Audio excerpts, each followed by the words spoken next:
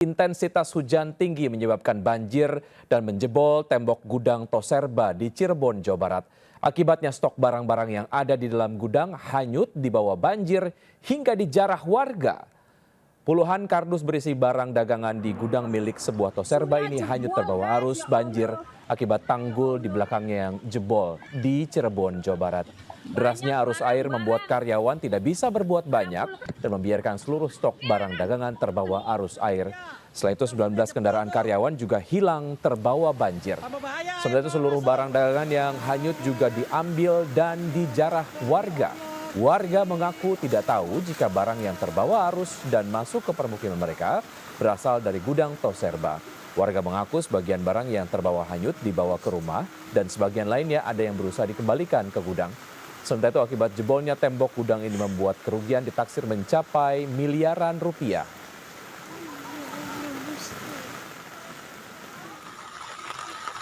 Sementara itu hujan dengan intensitas tinggi juga menyebabkan tembok pagar SMPN 2 Sumber Cirebon roboh. Tembok sepanjang 30 meter ambruk diduga akibat tak kuat tergerus air dari hujan deras. Robohnya tembok ini terjadi sekitar pukul 3 sore saat hujan deras mengguyur di sejumlah titik. Beruntung tidak ada korban akibat kejadian tersebut. Namun kondisi sisa tembok yang masih berdiri dikhawatirkan akan membahayakan lingkungan sekitar.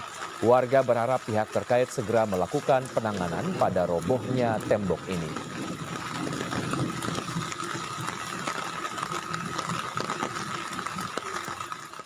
Ya, sementara itu pemirsa, jalan utama penghubung Cirebon Majalengka terendam sedalam 60 cm akibat banyak pemotor yang mogok hingga arus lalu lintas lumpuh.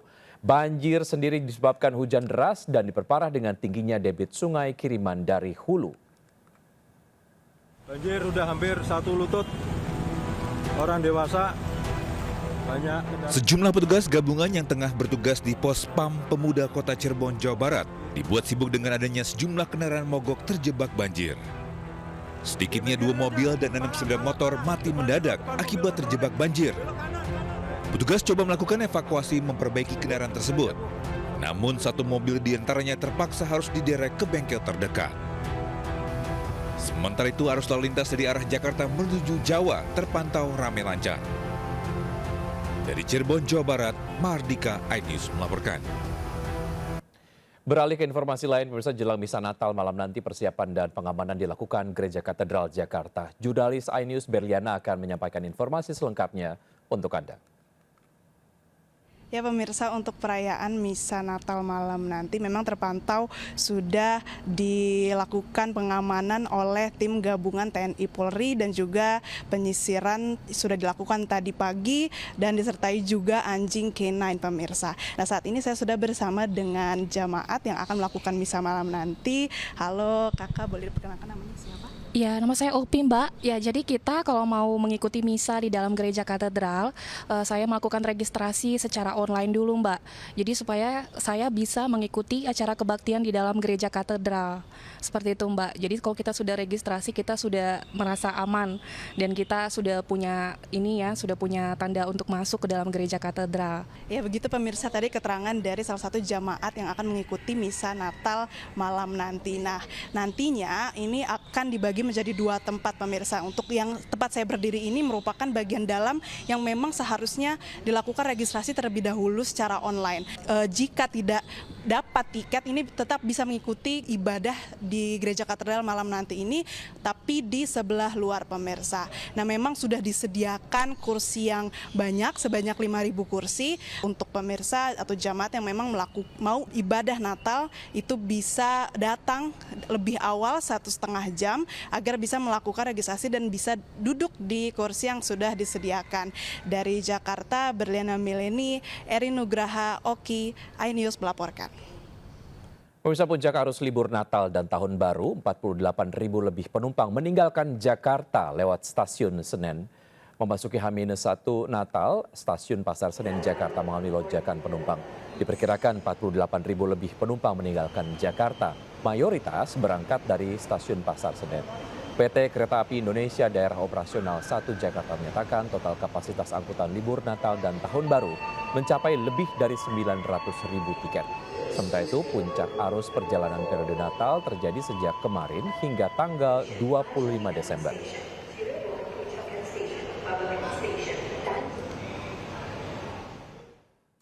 Ya, untuk informasi terkini kita bergabung dengan rekan Anissa Rizkia di Stasiun Pasar Senen Jakarta dan Amrina Rida di Tol Cikampek atau Tol Jakarta Cikampek kilometer 57. Terlebih dahulu kita akan menuju ke Stasiun Senen. Anissa, bagaimana situasi arus liburan di Stasiun Senen di sana?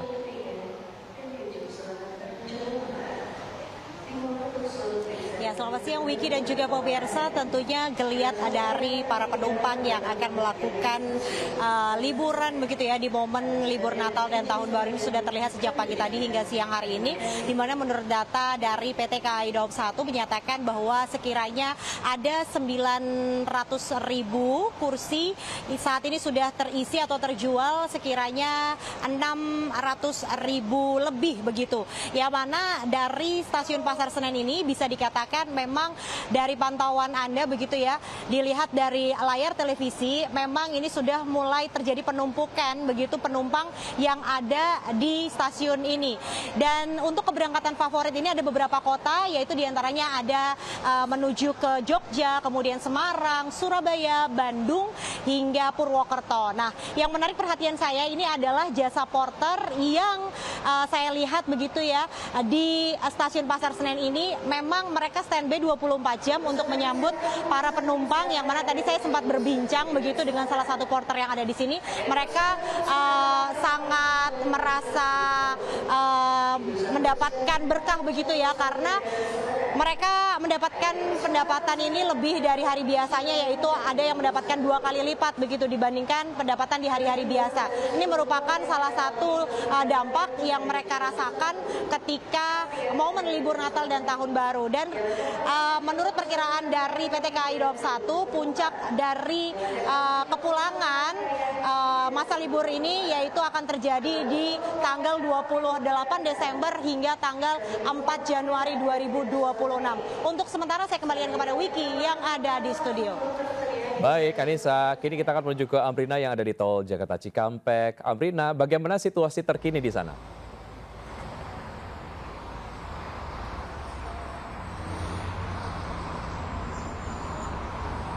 Ya Wiki dan juga pemirsa, untuk situasi arus lalu lintas di Jalan Tol Jakarta Cikampek satu hari menjelang hari Natal, ini kami pantau memang masih cukup kondusif dan juga ramai lancar.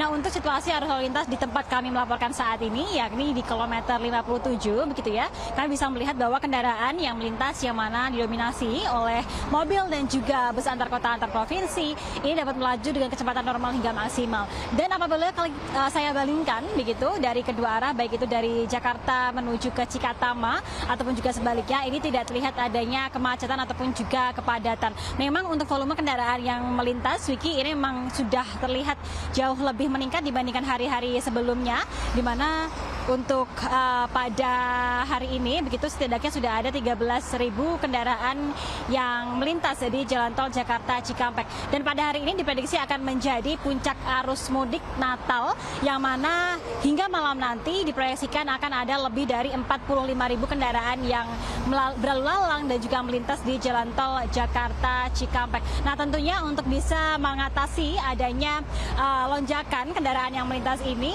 akan diberlakukan rekayasa lalu lintas. Salah satunya adalah rekayasa lalu lintas kontraflow yang akan diterapkan secara situasional mulai dari kilometer 47 hingga kilometer 70 mulai pada pukul 4 sore nanti. Namun untuk dikarenakan diberlakukan secara situasional, maka untuk pemberlakuannya ini akan disesuaikan dengan volume kendaraan yang melintas. Apabila nanti secara beberapa jam berturut-turut maka kendaraan yang melintas di atas 5.500 maka akan diberlakukan kontraflow. Nah, hingga kini memang masih cukup lancar dan juga masih cukup kondusif. Tentunya bagi semua pengendara dan juga pengemudi yang akan melakukan perjalanan diimbau untuk memantau akun media sosial dari Korlantas Polri dan juga Jasa Marga untuk mengetahui penerapan rekayasa lalu lintas dan juga penerapan kontraflow. Sementara demikian kembali ke Anda, Wiki. Baik, rekan-rekan, terima kasih atas informasi yang Anda sudah sampaikan dan selamat bertugas kembali. Ya, pemirsa, bila saat ini Anda berencana untuk membeli mobil listrik, bersiaplah karena mulai tahun depan pemerintah akan menghentikan insentif kendaraan listrik. Keputusan tersebut berpotensi membuat harga kendaraan listrik melonjak dari sebelumnya.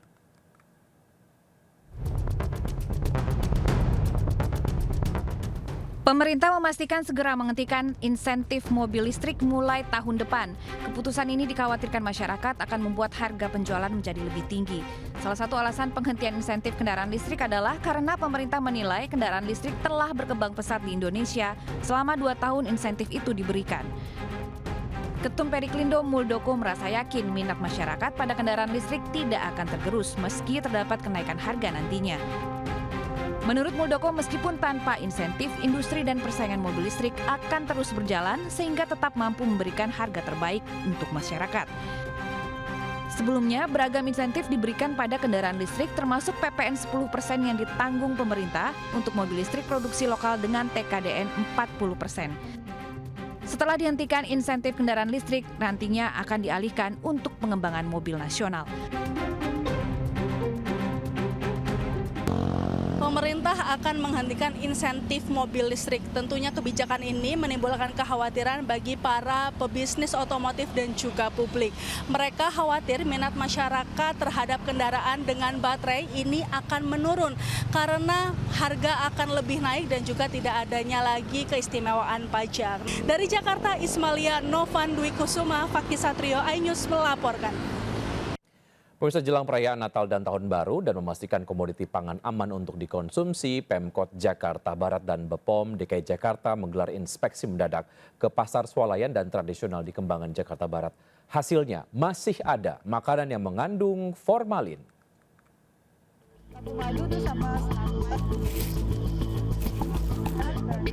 Satu persatu lokasi penjualan komoditi sayuran dan buah serta daging di salah satu pasar swalayan diperiksa petugas gabungan di wilayah Kembangan, Jakarta Barat.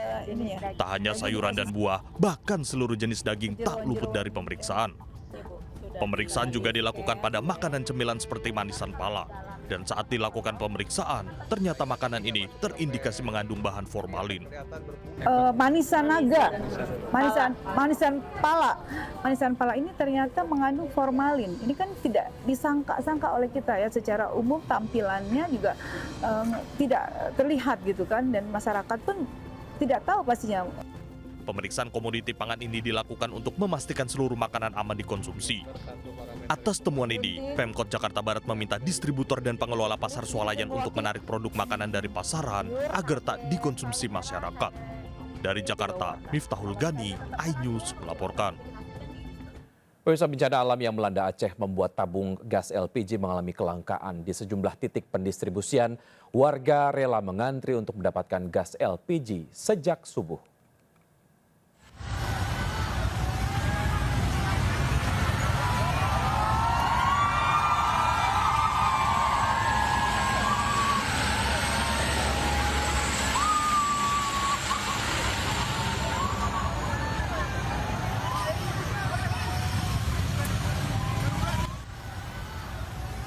Puluhan warga yang sebagian besar merupakan ibu-ibu bersorak gembira saat sebuah truk Pertamina yang mengangkut gas LPG 3 kg tiba di Kecamatan Takengon, Kabupaten Aceh Tengah, Aceh. Ini merupakan momen yang ditunggu-tunggu lantaran dalam beberapa pekan terakhir warga kesulitan memperoleh gas LPG 3 kg akibat bencana alam yang melanda wilayah Aceh dan sekitarnya. Sementara itu, antrian panjang mewarnai pendistribusian gas LPG 3 kg di halaman Masjid Al-Abrar, Kecamatan Kebayakan, Aceh Tengah. Membludaknya antrean membuat beberapa warga memilih pulang karena khawatir tidak kebagian lantaran kuotanya hanya 560 tabung per titik. Maksud hati ingin mengisi liburan sekolah di hotel mewah bintang 5. Puluhan emak-emak malah di Cirebon, Jawa Barat malah tertipu voucher hotel hingga senilai miliaran rupiah. Liburan pun berubah menjadi mimpi buruk.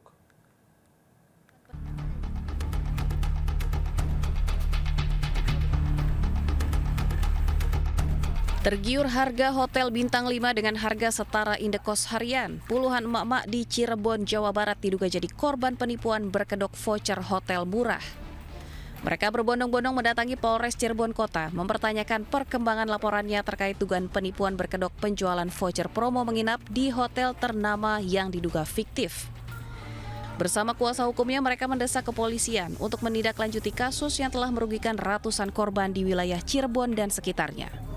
Bahkan angka kerugian ditaksir mencapai miliaran rupiah sejak laporan dibuat awal Oktober lalu dan terlapor masih belum juga hadir memenuhi panggilan polisi.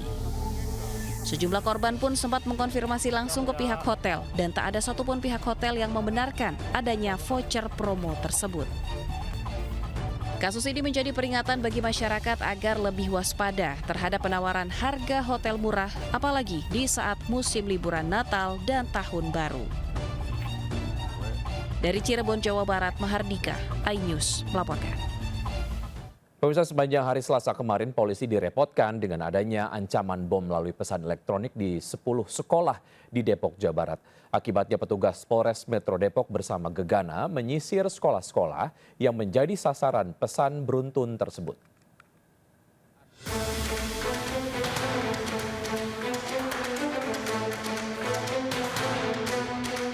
Personel Polres Metro Depok bersama Gegana Brimob menyisir sejumlah sekolah yang menjadi sasaran teror bom lewat pesan berantai. Salah satunya SMA Ar-Rahman Depok. Satu persatu ruangan diperiksa dengan menggunakan metal detektor. Pesan berantai dikirim lewat email atas nama Kamila Hamdi.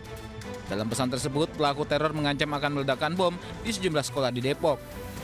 Pengirim email mengaku memiliki motif pribadi, yaitu kebencian terhadap dunia pendidikan di Depok, serta ketidakpuasan terhadap penanganan laporan kepolisian yang pernah dia buat. Tim Gegana Brimob turut diterjunkan untuk melakukan penyisiran secara menyeluruh guna memastikan tidak ada bahan peledak di lokasi sekolah. Pihak sekolah menegaskan tidak mengenal nama pengirim dan memastikan yang bersangkutan bukan merupakan alumni SMA Ar-Rahman.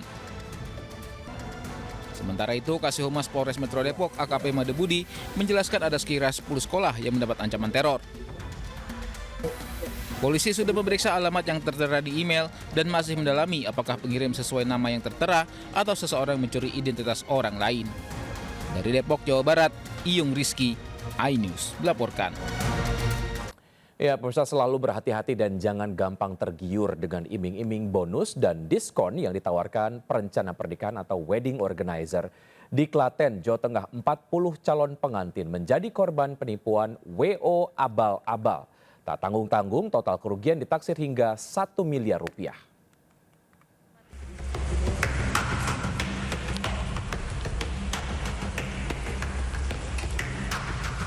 Petugas Resmo Polres Klaten, Jawa Tengah menangkap seorang pria wakil direktur sebuah wedding organizer setelah melakukan pelarian hingga keluar kota selama 3 bulan. Proses penangkapan berlangsung dramatis. Pelaku sempat bersembunyi di sebuah rumah kontrakan di daerah Serang, Banten. Modus aksi penipuan dan penggelapan yang dilakukan pelaku mulai terendus sejak pertengahan tahun lalu ketika banyak pernikahan yang dijadwalkan tidak terlaksana. Pelaku juga memberikan iming-iming promo diskon besar-besaran sejak awal tahun kepada para calon pengantin. Jumlah korbannya tercatat lebih dari 40 orang dengan kerugian lebih dari 1 miliar rupiah. Akibat perbuatannya, tersangka dijerat dengan pasal 372 KUHP dan pasal 378 KUHP tentang penggelapan dan penipuan dengan ancaman pidana penjara paling lama 4 tahun. Dari Klaten, Jawa Tengah, Saiful Effendi, iNews melaporkan. Misteri jasad wanita terbakar di bawah jembatan permandian Kogawuna, Bau-Bau, Sulawesi Tenggara terungkap. Hasil penyelidikan, korban dibunuh kekasihnya sendiri yang merupakan anggota TNI.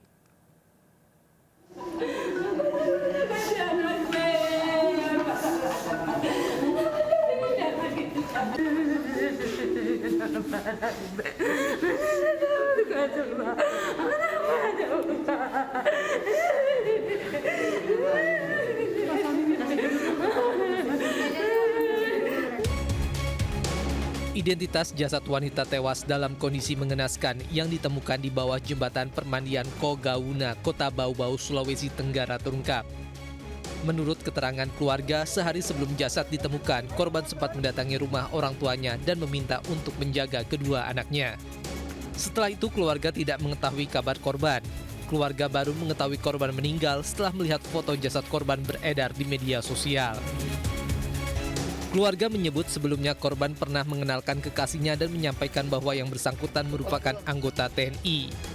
Atas dasar itu, keluarga menduga kekasihnya terlibat dalam kematian korban. Denpom masih mendalami kasus tersebut. 2 saksi telah diperiksa di Subdenpom Bau-Bau, merupakan oknum TNI yang juga berstatus sebagai terduga pelaku. Keduanya masing-masing berinisial Prada Y dan Prada Z. Dinilai tak bisa mengurus permasalahan sampah, Menteri Lingkungan Hidup memberikan sanksi administrasi untuk Pemkot Tangerang Selatan, Banten hingga tidak layak mendapatkan predikat Adipura. Bahkan jika Juni 2026 mendatang permasalahan itu tak teratasi, sanksi pidana 4 tahun penjara akan dilayangkan Kementerian Lingkungan Hidup.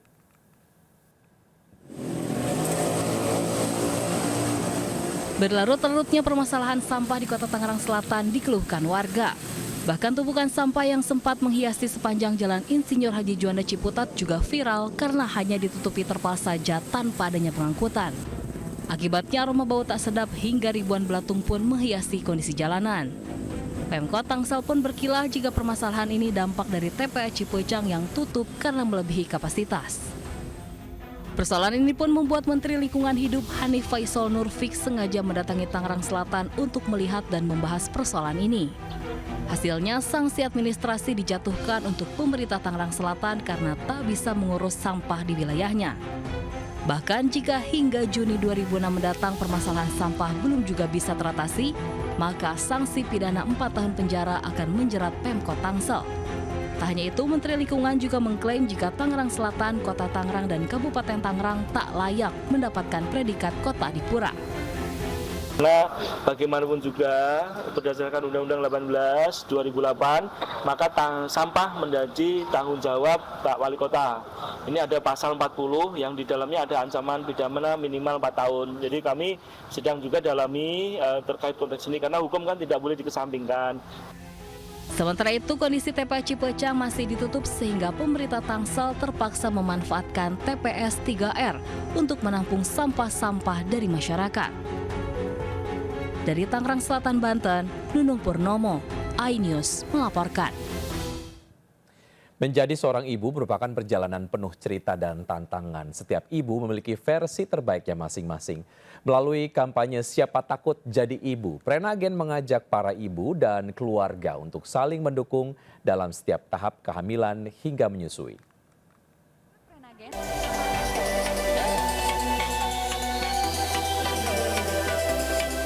Acara fashion show ibu hamil ini menampilkan berbagai busana khusus ibu hamil serta booth Prenagen yang menyediakan informasi dan spot foto bagi para moms.